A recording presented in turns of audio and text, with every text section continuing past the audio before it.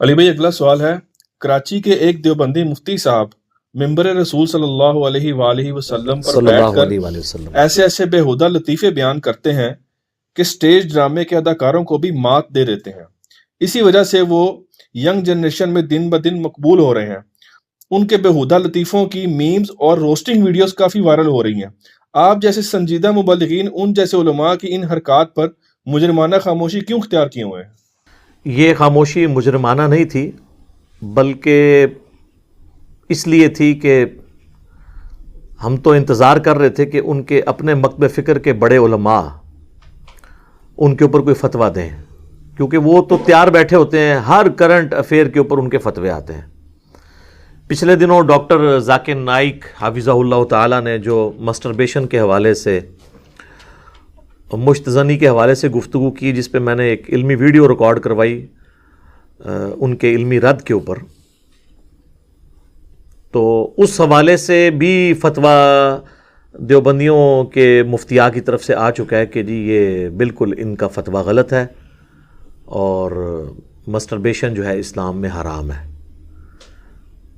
اس لیے کہ وہ ان کے اپنے فرقے کا نہیں تھا نا، دوسرے فرقے کا تھا بندہ۔ اپنے فرقے کے علماء کی جو بیہودہ لطیفوں والی ویڈیوز عام ہیں، بچوں کے موبائلوں کے اندر ہیں، جس سے کوئی اسلامی درس نہیں کسی کو مل رہا، اور یہ بھی نہ سمجھیے گا ان کے بڑے علماء کو پتہ نہیں ہے، ان کو پتہ ہے، لیکن وہ مزہ لوٹ رہے ہیں اس کا کہ چلو بدنام ہوں گے تو کیا نام نہ ہوگا، تو بدنام ہو کے وہ نام کما رہے ہیں اپنے فرقے کا۔ لیکن چونکہ اس سے اسلام کی بدنامی ہو رہی ہے، اس لیے میں اب اس کو ایڈریس بھی کر دیتا ہوں کہ یہ خطرناک کھیل کھیل رہے ہیں، یہ بہت ہی سنگین معاملہ ہے۔ اب وہ جو ان کی میمز ہیں یا روسٹنگ ویڈیوز ہیں، میں ان ویڈیوز میں جو کچھ انہوں نے ڈسکس کیا ہے، میرے اندر تو اس طرح کی جرت نہیں ہے کہ میں اس طرح کے الفاظ اپنی زبان پہ لاؤں یا وہ لطیفے آپ کو سناؤں۔ میں اشارتاً بات کر دیتا ہوں، کیونکہ مجھے بھی نہیں تھا پتا، یہ تو کچھ دن پہلے حسن بھائی نے مجھے کچھ ویڈیوز دکھائی ہیں، اور وہ بھی انہوں نے کہا ایک بار دیکھیں تو صحیح۔ میں نہیں تھا ایکسپیکٹ کر رہا کہ اس لیول تک کوئی بندہ گر سکتا ہے۔ اس سیمپل کے طور پہ جو مجھے کوئی 2-4 باتیں یاد ہیں، میں آپ کو اشارتاً بتا دیتا ہوں، آپ خود وہ ویڈیوز کئی لوگوں نے دیکھی بھی ہوں گی تو پتہ چل جائے گا کہ ہاں یار یہ والی ویڈیوز تو تھیں واقعی۔ ایک ان کی وہ جو گدھے والی ویڈیو ہے کہ ایک بندے کا گدھا جو ہے وہ سست ہوتا ہے، تو اس کے لیے وہ حکیم سے جا کے دوائی لیتے ہیں، تو وہ اب آپ آگے دیکھ لیجیے، جنہوں نے دیکھا ہے ان کو پتا ہے اس نے کیا بیان کیا اس کے اندر۔ اسی طریقے سے وہ نرسوں والی ویڈیو، اور نرسوں والا ایک لطیفہ انہوں نے سنایا، اسی طریقے سے وہ حوروں والا ایک لطیفہ سنایا انہوں نے۔ اب میں اشارتاً بات اس لیے کر رہا ہوں کہ یعنی اگر میں بھی سناؤں گا تو پھر میں بھی اسی جرم کے اندر مبتلا ہو جاؤں گا، اور میں بھی ایک ٹھٹا مذاق بنانے والی بات ہے نا۔ اسی طریقے سے با ادب بچے پیدا ہوں، اس کے لیے ایک انہوں نے دوائی تجویز کی تھی، اور اس کے بعد جو بچے پیدا ہوتے ہیں، تو میرا خیال ہے یہ تو ایک عام جو سٹیج ڈرامے والا کوئی ایکٹر ہے وہ بھی یہ کام نہیں کر سکتا۔ اور اس پر بھی ترا وہ لطیفہ ان کا، جو لطیفہ کیا وہ انہوں نے ایک سلوگن کے طور پر اور ایک دعوے کے طور پر بات کی کہ جی اگر کوئی بیوہ کے ساتھ شادی کرتا ہے تو میں اس کی دوسری شادی جو ہے وہ 16 سال کی لڑکی کے ساتھ کرواؤں گا، اور 16 سال کی نہ ملی تو 8 سال کی 2، نہیں تو 4 سال کی 4۔ یہ الفاظ ہیں، استغفر اللہ واتوب الیہ۔ پہلے تو میں علمی پھکی دوں گا کہ جس کی 1 ہو چکی ہے اس کو 4 کیسے اور کروا دیں گے، 4 سال کی، 5 ہوگی شادیاں پھر تو۔ اور دوسرا یہ 4 سال کی شادیاں 4 سال کی بچیوں کے ساتھ کروانا، یہ کون سی اسلام کی خدمت ہے؟ اور یہ کس آیت اور حدیث کے اندر آیا ہے کہ آپ علماء جو ہیں ممبروں پر لوگوں کو یہ کہیں گے 4 سال کی 4 بچیوں کے ساتھ میں شادی کرواؤں گا، اور وہ سامنے بھی بیٹھے ہوئے جو ہے لوگ وہ ہنس رہے ہیں۔ اب یہ جو مسئلہ ہے نا، اسپیسیفکلی یہ والا جو میں نے آخر میں بیان کیا، یہ شاعر اللہ کی تکریم والا ایشو بن جاتا ہے پھر اس میں۔ ظاہر ہے شادی ایک سنت ہے، اس کا مذاق اڑایا جا رہا ہے، اور 4 بیویوں کا قرآن میں اللہ تعالیٰ نے اجازت دی ہے، حکم نہیں سر، اجازت ہے۔ حکم یہ ہے کہ ایک ہی کرو، اگر خدشہ ہے کہ تم انصاف نہیں کر سکو گے. میرا پچھلے دنوں اس پہ کلپ بھی آ گیا. دین کے کسی مسئلے کا مذاق اس طرح ممبر پر اڑانا. ان کی یہ ویڈیو آپ کسی بھی ذمہ دار حنفی عالم کے پاس لے جائیں, مفتی تقی عثمانی صاحب حفظہ اللہ تعالی کے پاس لے جائیں, اور مجھے ان سے فتویٰ لے دیں کہ وہ اس ویڈیو کے اوپر یہ کہہ دیں کہ یہ بالکل درست ہوا ہے. ایون وہ یہ بھی نہیں کہیں گے صرف کہ یہ غلط ہے, بلکہ کہیں گے کہ اس پہ شرعی توبہ واجب ہے کیونکہ اس نے اسلام کا مذاق اڑایا.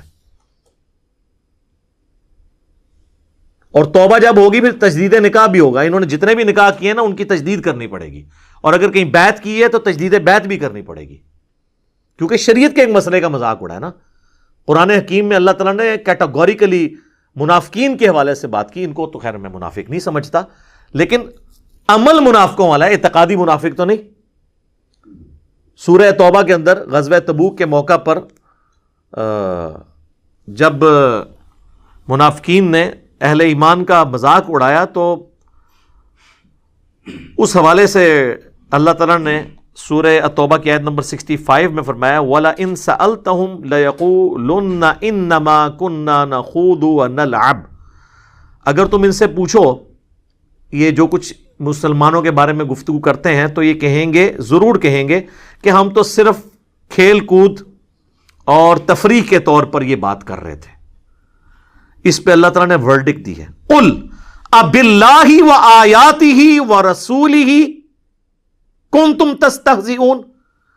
کیا تم اللہ اور اس کی آیات اور اس کے رسول کے ساتھ ٹھٹا اور مذاق کر رہے ہو؟ اللہ اور اس کا رسول اور قرآن ہی رہ گیا کہ اس کا مذاق تم اڑاؤ.